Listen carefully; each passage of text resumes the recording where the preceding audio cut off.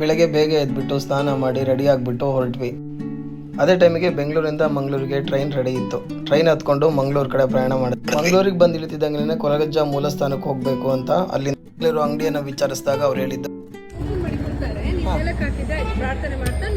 ನೆಲಕ್ಕೆ ಹಾಕ್ಬೇಕಲ್ವಾ, ಅವ್ರು ಹೇಳ್ತಾರೆ ಎಲ್ಲಿ ಹಾಕ್ಬೇಕು ಅಂತ ಹೇಳ್ತಾರೆ, ಅಲ್ಲಿ ಹಾಕಿದ್ರೆ ಮತ್ತೆ ಇದು ಬೀಡ ಚಕ್ಲಿ ಅಲ್ಲಿ ಓಪನ್ ಮಾಡಿ ಅಲ್ಲಿ ಇಟ್ಟಿಗೆ ಹೇಳ್ತಾರೆ. ಇದರಲ್ಲಿ ಚಕ್ಲಿ ಮತ್ತು ಬೀಡ ಅಜ್ಜನಿಗೆ ಪ್ರಿಯವಾದ ಶೇಂದಿನ ತಗೊಂಡು ಮುಂದೆ ಹೋದ್ವಿ. ದೇವಸ್ಥಾನ ಅಂತೂ ಬಂತು. ಇಲ್ಲಿ ವಿಡಿಯೋ ಮಾಡೋ ಆಗಿಲ್ಲ, ಈ ವಿಡಿಯೋನ ಇಲ್ಲಿ ಎಂಡ್ ಮಾಡ್ತಾ ಇದ್ದೀನಿ. ಕೊರಗಜ್ಜ ದೇವಸ್ಥಾನ ಮುಗಿಸ್ಕೊಂಡು ಕಟೀಲು ದುರ್ಗಾ ಪರಮೇಶ್ವರಿ ದೇವಸ್ಥಾನ ನೋಡಬೇಕು ಅಂತ ಅಲ್ಲಿಂದ ಹೊರಟ್ವಿ. ಅಂತೂ ಬಸ್ಸಲ್ಲಿ 1 ಅವರ್ ಜರ್ನಿ ಮಾಡಿ ಕಟೀಲು ದುರ್ಗಾ ಪರಮೇಶ್ವರಿ ಟೆಂಪಲ್ಗೆ ರೀಚ್ ಆದ್ವಿ.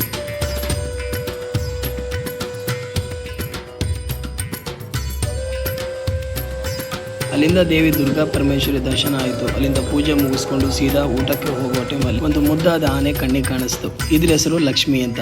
ಲಕ್ಷ್ಮಿನ ಮಾತಾಡಿಸ್ಕೊಂಡು ಅಲ್ಲಿಂದ ಸೀದಾ ನಾವು ಊಟಕ್ಕೆ ಹೊರಟ್ವಿ. ಊಟ ಆದಮೇಲೆ ಕಟೀಲು ದೇವಿಯ ಮೂಲ ಸ್ಥಾನವನ್ನು ನೋಡಿಕೊಂಡು ಅಲ್ಲಿಂದ ಸುಲ್ತಾನ್ ಬೇತಿರ್ ಎಂಬ ಜಾಗಕ್ಕೆ ಬಂದ್ವಿ. ಅಲ್ಲೇ ಪಕ್ಕದಲ್ಲಿರೋ ಮೀನು ಹಿಡಿಯೋ ಬೋಟ್ಗಳನ್ನ ನೋಡಿಕೊಂಡು ಹಾಗೆ ಮುಂದೆ ಬಂದು ಈ ದಡದಿಂದ ಆ ದಡಕ್ಕೆ ದಾಟೋದಕ್ಕೆ ಇನ್ನೊಂದು ಬೋಟ್ ರೆಡಿಯಾಗಿತ್ತು. ಸೊ ಆ ಬೋಟಲ್ಲಿ ಹೋಗಿ ನಾವು ಕುತ್ಕೊಂಡ್ವಿ.